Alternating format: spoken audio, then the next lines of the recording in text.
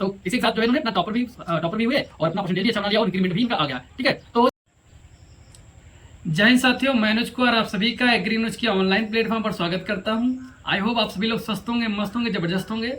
तो आज हम आप लोगों को एक ऐसे कैंडिडेट से मिलाने वाले हैं जिन्होंने बहुत ही शानदार तरीके से मेहनत करके, हार्डवर्क करके एनडी में सिलेक्टेड हैं इस समय बीएससी एग्रीकल्चर के लिए।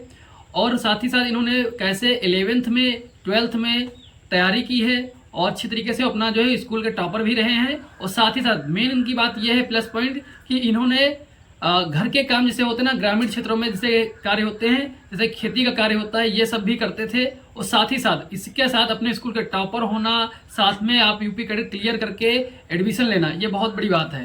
तो इसीलिए हम जो है इस वीडियो को शूट करें ताकि जो बच्चे ग्रामीण क्षेत्र से, गांव के क्षेत्र से बिलोंग करते हैं, उनको बेनिफिट मिल सके, उनको थोड़ा सा मोटिवेशन मिल सके कि आप भी कर सकते हो। जब ये पहुंच सकते हैं तो आप क्यों नहीं पहुंच सकते हो। ठीक है, तो अनुज जी आप बताएं कि अपना परिचय देते हुए कि कैसे कैसे आपने तैयारी की। पहले अपना परिचय दे दें। थैंक्स सर, जो मुझे ये मौका मिला। मेरा नाम अनुज और मैं सीतापुर का रहने वाला हूँ। मैंने high school inter first year Bakshi ka Talab inter college से किया है और मैं वर्तमान में आचार्य नरेंद्र देव कृषि एवं प्रौद्योगिकी विश्वविद्यालय कुमारगंज अयोध्या से बीएससी एग्रीकल्चर से कर रहा हूँ। ठीक है, आपने परिचय अपना दे दिया है। तो आप ये बताएं कि आप हमारे चैनल से कब से जुड़े हैं और कब से आपने मतलब चैनल के बारे में जाना या फिर कब से आपने हमसे पढ़ना स्टार्ट किया है। मैं सर से यही फर्स्ट ईयर से जुड़ा था और फर्स्ट ईयर में ज़्यादा मेरे पास स्मार्टफोन ना होने के कारण ज़्यादा क्लासें नहीं ले पाया था, जिससे मेरे फर्स्ट ईयर में 74% अंक प्राप्त हुए मुझे। और इंटर में मेरे पिताजी ने स्मार्टफोन दिलाया और सर से रेगुलर क्लास से लेकर मेरे इंटर में 84% अंक मुझे प्राप्त हुए हैं। अच्छा, तो मतलब कि आप कैसे कैसे मतलब पहले आपके पास फोन नहीं था ना। ये होता नहीं कि अगर बड़े भाई के पास फोन है तो भाई वो अगर सुबह काम वगैरह रहते हैं तो थक जाते हैं, शाम को उनको 2 घंटे 3 घंटे का समय मिलता होगा अपना चलाने के लिए, तो उसी में से थोड़ा सा समय निकाल कर फोन इनको भी मिल जाता था, तो उसमें इन्होंने भी अपनी तैयारी की है। ठीक है, बाकी जो है इंटर में इनको फोन मिल गया तो अपनी जो है रेगुलर क्लासेस स्टार्ट कर दी इन्होंने इनका था। और बाकी इनके परसेंटेज आप देख ही सकते हैं कि पहले जो 11th का इनका परसेंटेज है वो 74 बना है और 12th का जो परसेंटेज है वो 84 बना है। तो लगभग 10% आपका सीधा 10% जो इंक्रीमेंट आया है। तो ये उन बच्चों को सीखना, शायद आपका हाई स्कूल में 64% था ना। हाँ, 64%। तो अब तुम ये भी देख लो, इनका हाई स्कूल में जो परसेंटेज था वो 64% था। ठीक है, फिर 11th में इन्होंने 74 किया, उसके बाद इन्होंने जो 12th में 84% किया। तो इनका हम लोग हर साल जो है 10% के इंक्रीमेंट लेकर आए। तो जो बच्चा अभी मान लो उसका हाई स्कूल में बहुत कम था परसेंटेज, तो ये ना घबराए कि आगे नहीं हो सकता।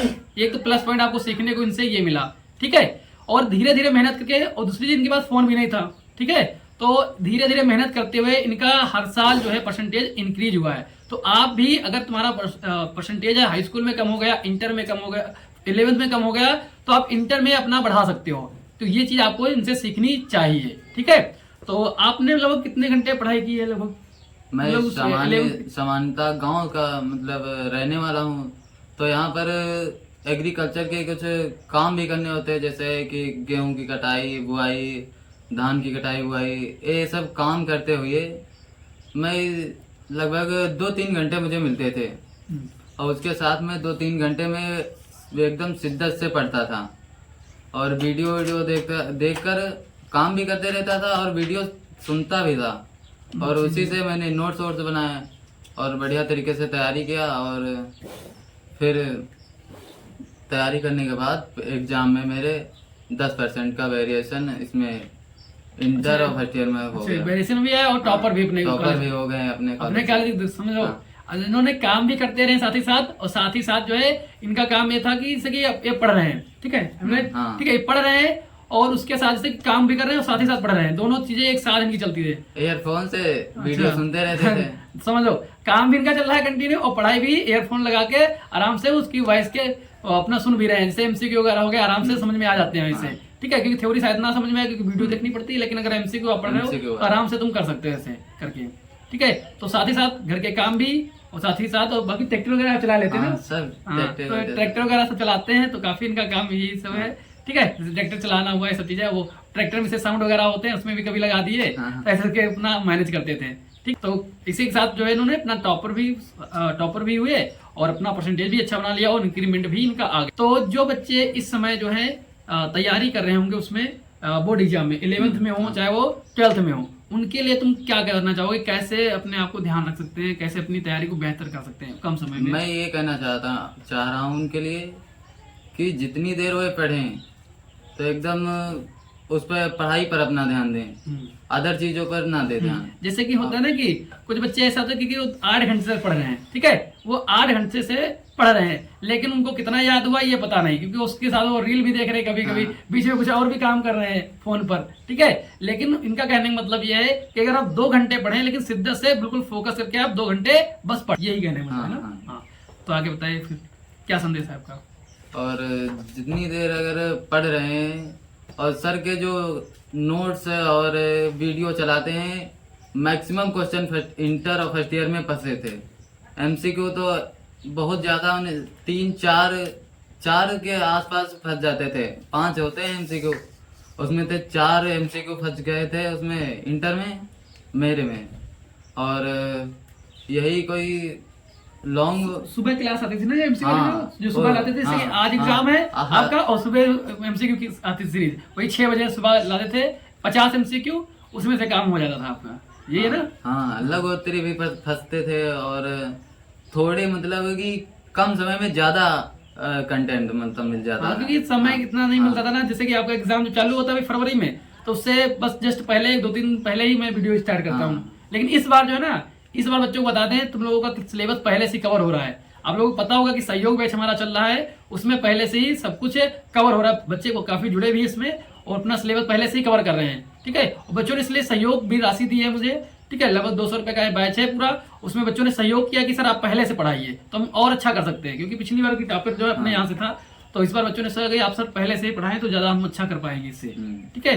तो बाकी आपको जो बताते हैं मतलब टॉपिक, वो मैक्सिमम फंसते हैं टॉपिक बढ़िया, और उन्हें अगर समझ के पढ़ो तो अपने आप याद भी हो जाते हैं, वीडियो देखते ही देखते। ठीक है, तो आपकी अच्छी बात है कि बच्चों को याद, बात ये है ना कि जो शिद्दत से पढ़ने वाला है उसको याद हुई हो जाएगा। अब कोई साथ में रील भी देख रहा है, कुछ एयरफोन भी लगाया है और हम ध्यान दूसरी तरफ है, तो कहाँ समझ में आएगा? तो ये भी एक मेजर फैक्टर है। और सर ने बताया था जो ट्रिक्स बताई थी, जैसे कि आप खेत गए, इस समय धान लगा हुआ है तो धान का वैज्ञानिक नाम याद कर लीजिए और फैमिली याद कर लीजिए, 2-4 वैरायटियाँ याद कर लीजिए। क्योंकि मैंने देखो आप लोगों से ऐसे ही बताता हूँ, आप काफी अभी भी बताता हूँ बच्चों को, अगर आप ग्रामीण क्षेत्र से हो तो आपके लिए प्लस पॉइंट एग्रीकल्चर को और अच्छा करने का। ऐसे जैसे कि कोई आप कद्दू का पेड़ देख रहे हो मान लो, ठीक है, तो कद्दू का विज्ञान नाम याद कर सकते हो, क्या होता है, इसकी फैमिली क्या है, कोकोरबिटेसी वगैरह, ऐसे करके तुम याद कर सकते हो। मतलब कि तुम एग्रीकल्चर को अपनी जो है नजर को चेंज करो, थोड़ा सोचने की क्षमता चेंज करो, ठीक है। क्योंकि हम इसको इसे कद्दू लगाए, अब बोलो अगर किसी सामने बोल दोगे गाँव में तो समझो बहुत बड़े अंग्रेज बन रहे हो तुम, ठीक है। ऐसा नहीं कर बोलना किसी संबंध है, लेकिन अपने मन में उसका वैज्ञानिक नाम याद कर लो तुम, ठीक है। क्योंकि गांव में ऐसा होता है, थोड़ा अगर बोल दोगे ना तो 4 शब्द पढ़ लिए हैं, बहुत अंग्रेज बन गए हैं अब, ठीक है। अब कद्दू को ये बोलने लगे, तो इसीलिए तुम जैसे कि कोई भी काम कर रहे हो, चाहे धान हो, गेहूं हो, उनका वैज्ञानिक नाम याद कर सकते हो, फैमिली याद कर सकते हो, ऐसे के आप याद कर सकते हो। तो आप तो बीएससी कर रहे हो, ठीक है, तो यूपी कैडेट की तैयारी वगैरह कैसे क्या हुआ था आपका, थोड़ा सा बताएंगे। जो बच्चे यूपी कैडेट की करने की सोच रहे होंगे उनको थोड़ा सा जानकारी मिल जाएगी। यूपी कैडेट के बारे में मैं लगभग वही 20 से 25 दिन कानपुर गया था कोचिंग के लिए। अच्छा। लेकिन वहाँ पर मेरा स्वास्थ्य गड़बड़ हो गया जिससे मैं घर चलाया था। अच्छा। और सर ने टेस्ट सीरीज चलाई थी और पढ़ाया भी था, वीडियोस में मतलब बनाई थी। हालांकि देखो मेरे पास आपको पता ही है कि यूपी कैडेट के लिए अभी बैच वगैरह कुछ आता नहीं है, क्योंकि जितना मुझसे हो सकता है वो यूट्यूब पे पढ़ाता हूँ, क्योंकि अभी इतने संसाधन मेरे पास अवेलेबल नहीं है। आप सभी को पता है, आपकी 12th की क्लास से ऐसे जो है जुगाड़ से सब कुछ मैनेज हो रहा है। बाकी जब कभी अगर हो जाएगा संसाधन वगैरह तब तो मैं आपको यूपी कैडेट क्लास देता हूँ, लेकिन मेरे पास थी नहीं तो मैंने उनको बता दिया अपना कोचिंग जा सकते हो, कानपुर जा सकते हो, या फिर कहीं से भी आप कर सकते हो कोचिंग, अगर करना चाहो कर सकते हो। बाकी इन्होंने गए थे वहां पर, लेकिन इनका स्वास्थ्य वगैरह खराब हो गया। हाँ, तो टेस्ट सीरीज चलाई थी और मैंने ज्वाइन किया था, तो वही मैक्सिमम क्वेश्चन मेरे हिसाब से फंसे थे उसमें। यूपी कैडेट में, अच्छा जिसमें से मैंने 143 क्वेश्चन किए थे। अच्छा अच्छा। जिसमें रैंक कितनी आई? मेरी यूपी कैडेट में रैंक कंबाइंड यूजी रैंक थी 377 थी, अच्छा और ग्रुप कैटेगरी रैंक थी मेरी 143, और मेरा इस समय सिलेक्शन एनडी में हो गया। पहली काउंसलिंग में हो गया था? हाँ, पहली काउंसलिंग में हो गया था। समझ लो पहली काउंसलिंग में ही इनका एडमिशन हाँ। हो गया था एनडी में, ठीक है। तो ऐसे आप भी तैयारी कर सकते हो। मेन है तो आपका 11th 12th थोड़ा अच्छा होना चाहिए, हाँ, नहीं? जड़ मजबूत होनी चाहिए बस ये थोड़ा अपना अगर अच्छा है। और लेकिन एक दिक्कत ये होती है ना कि जो अपेयरिंग के बच्चे होते हैं और जो 1 साल की तैयारी कर रहे हैं, उनमें थोड़ा आपको कुछ दिखा? हाँ, मतलब उन्हें देखकर बहुत सारा मोटिवेशनल मिला उनसे, अच्छा मोटिवेशन कि मिला? वो लोग हाँ मतलब कोई भी सर क्वेश्चन बोले वहाँ हाँ। कोचिंग में, हाँ। तो तुरंत ही वो लोग जवाब दे देते हैं। अच्छा अच्छा एग्री, मतलब कि मैथ के क्वेश्चन का आंसर तुरंत दे रहे हैं, सर बोल नहीं पा रहे हैं और दे रहे हैं, तो इसलिए हम लोग सोच रहे थे हम तो बहुत पाछे हैं। अच्छा लेकिन अब जब रैंक आई तो उन लोगों का अभी ज्यादा मतलब बहुत सारे 10-20 लड़के थे ईयरली बैच के, जिसमें थे लगभग 5-6 का एडमिशन हुआ है। हाँ।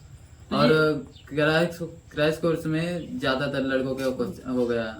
तो इससे जानते हो ये समझ में आता है ये कि जो बच्चे ईयरली बैच के हैं, चाहे जहीं भी आप कोचिंग करने जाओ कुछ भी है, तो आप जो है घबराना नहीं उन बच्चों को देखकर कि 1 साल से तैयारी कर रहे हैं, हम अभी क्रैश कोर्स में हैं। जो क्रैश कोर्स में आता है उसका बेनिफिट ये है कि वो तुरंत ही उसका नया नया रिवीजन हुआ होता है, हाँ। 11th 12th देकर आता है, तो बढ़िया तरीके से पढ़ा होता है, बोर्ड एग्जाम में उसमें पढ़ता है अच्छी तरह के, ठीक है, क्योंकि उस बच्चे उसी टाइम पढ़ते हैं जब एग्जाम होता है, तो उनको बेनिफिट ज्यादा मिलता है। इससे घबराना बिल्कुल आपको नहीं, उनको एज अ मोटिवेशन लेना है जो 1 साल के बच्चे हैं कि ये 1 साल से तैयारी कर रहे हैं, हम तो अभी आए हैं, और उनसे मोटिवेशन ये लेना चाहिए कि ये कहीं ना कहीं पीछे होंगे, इसलिए जो ये 1 साल तैयारी किए हैं, हाँ। ठीक है, वो आप बेहतर हो उनसे, ये मोटिवेशन आपके अंदर लेकर चलना, उनसे कंपटीशन की भावना बिल्कुल नहीं रखनी है, लेकिन उनसे मोटिवेशन लेते रहना है, ठीक है। उनको उनसे घबराना भी नहीं कि यार ये 1 साल से हम अभी आए हैं, हम क्या कर पाएंगे, ऐसा डिमोटिवेट भी आपको नहीं होना है, ठीक है। मतलब कि तुमने उनमें भी अपना मोटिवेशन खोज ही लिया। हाँ, खोज लिया। चलो बढ़िया है, थैंक यू सो मच आपका कि आप आए चैनल पर और बच्चों को बताए, और आई होप, उम्मीद भी करता हूं कि जो बच्चे ग्रामीण क्षेत्र से हैं उनके लिए ये इंटरव्यू बहुत ही हेल्पफुल रहेगा, क्योंकि उन बच्चों को जरूर हेल्प मिलेगी जो बच्चे ग्रामीण क्षेत्र में, कि उनको घर के भी काम करने पड़ते हैं, ठीक है। और हालांकि होता यही है कि घर पर आपसे दिन भर तो आपसे काम करवाया जाएगा, हाँ, शाम शाम से को आपको फिर- कहेंगे कि आप पढ़ते नहीं हो, ये है वो है। और जब तुम काम करोगे दिन भर, आप जाओगे थक, तो शाम को पढ़ने का समय मिलेगा नहीं, हाँ, ठीक नहीं मिलता है। है। लेकिन समस्या ये होती है बच्चों के साथ, तो आपको भी ऐसे मैनेज करना है, काम के साथ साथ अपना भी पढ़ने वाला भी, रिवीजन वाला काम भी पूरा करते रहना। जैसे इन्होंने किया कि अगर कोई कार्य कर रहे हैं उसी के साथ उसका विज्ञान नाम याद कर लिए, उसकी फैमिली याद कर लिए, तो ये सब काम करने चाहिए। Thank you so much Anuj ji, thank you so much. और वीडियो अगर अच्छी लगे तो आप लोग लाइक करना और वीडियो को शेयर करना हर उस बच्चे के पास जो यूपी कैट की तैयारी करना चाहते हैं, बोर्ड एग्जाम में है, जो ग्रामीण क्षेत्र से बिलोंग करता है, उसके पास जरूर भेजिए इस वीडियो को। Thank you so much.